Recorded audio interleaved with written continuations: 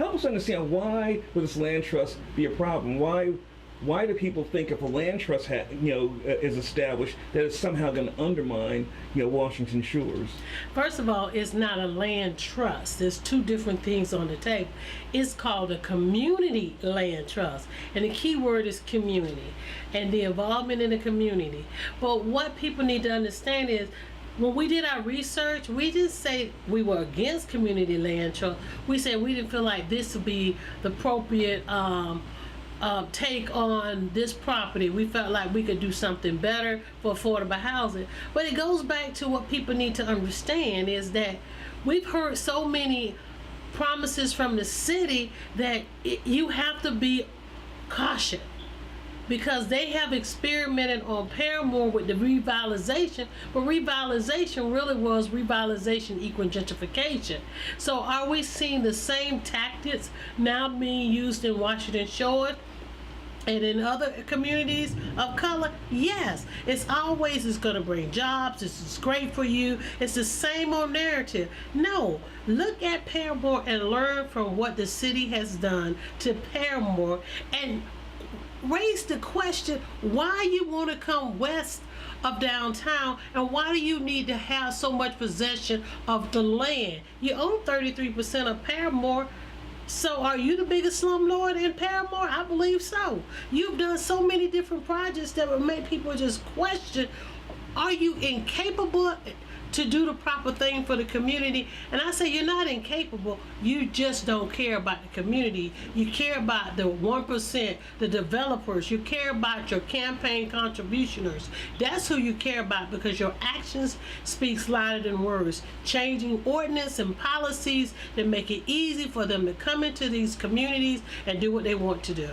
How long has this fear been around that black folk are going to get swept out of communities like Paramore and Washington Shores? I mean, how long has that fear existed? I have to go back from my mom. My parents moved here in 1971, and at that time Commissioner Pappy Kennedy told them they were coming west in 1971 when they built the home that we're currently in, my child care facility. So people have been hearing it. It's been in the future land use books. It's not something new.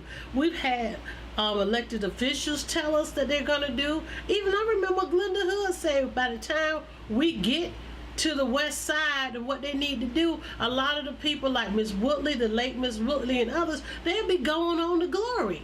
So they knew what they were going to do.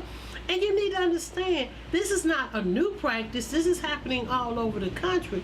But is it happening to all? It's happening all over the country, but it's harming the people who have the stakeholders. No one's truly benefiting other than the developers and the government. Some people said to me, that was what the whole East-West Expressway, or 408 as we call it nowadays, that was part of that as well. Well, if you do a study and you look at when roads are brought into communities, they're usually brought into urban communities, communities of color. It is to displace, it is to make the communities weaker, it is to conquer and divide. So they don't put those type of venues, those type of transportation things in communities like College Park. No, they specifically put it right in the middle of Paramore and divided the community in half. It makes it easier to continue. So if you look overall, when a government puts transportation, roads and stuff, it's always in communities of color, in urban community. So it's not a new practice. So why people got a problem when we know what you've done in the past and we question you on it? So what would the city need to do to regain the trust, or to gain the trust of the community? Well, I think I like the latter part, gain the trust, because we don't trust the city of Orlando, especially this current administration. I would say that let's try experimenting on College Park, Thornton Park, Baldwin Park, and other communities. Let's see what you do there. Because clearly you use Paramore in the urban communities, Washington Shore, Mercy Drive, it's the dumping grounds for things no one else wants in their community. And you say, well, this is to help the community, affordable housing, this is a great thing. No, you've driven the property value down by all of the things that you're doing now. And now you're gonna get the land, have control of the land, say, well, it's for 99 years, or we're not coming, we're gonna do this. I have watched this city time after time change ordinance and policies that were put in place to protect the community used to harm the community. So I don't trust them because based on what they do. Based on what they do. And so, and how does this tie into speculators? And, I heard at some of those meetings, people in the Washington Shores area saying that they're constantly being bombarded. I've heard that also from property owners in Paramore. They're constantly being bombarded by outside speculators. How does that tie into it? Well, that's just the way it is. I mean, look at the location of Paramore. We're west of downtown. It's never been anything about the housing.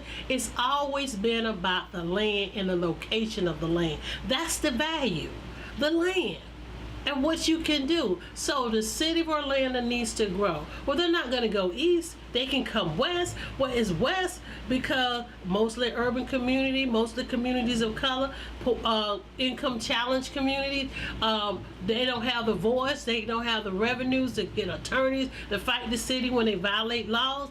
I mean, that's what government do, and especially this particular administration. It's all about doing more harm than good and thinking people can't see and understand what's going on. Clearly, drive through Paramore. What did I tell them, the community of Washington Shores and then District 6? Take a tour of Paramore. All the millions of dollars that have been spent in Paramore, question yourself. Is that revitalization, or was that really gentrification to move the community out that was here to bring in another group of individuals? And it's exactly what we're saying. That's what gentrification is.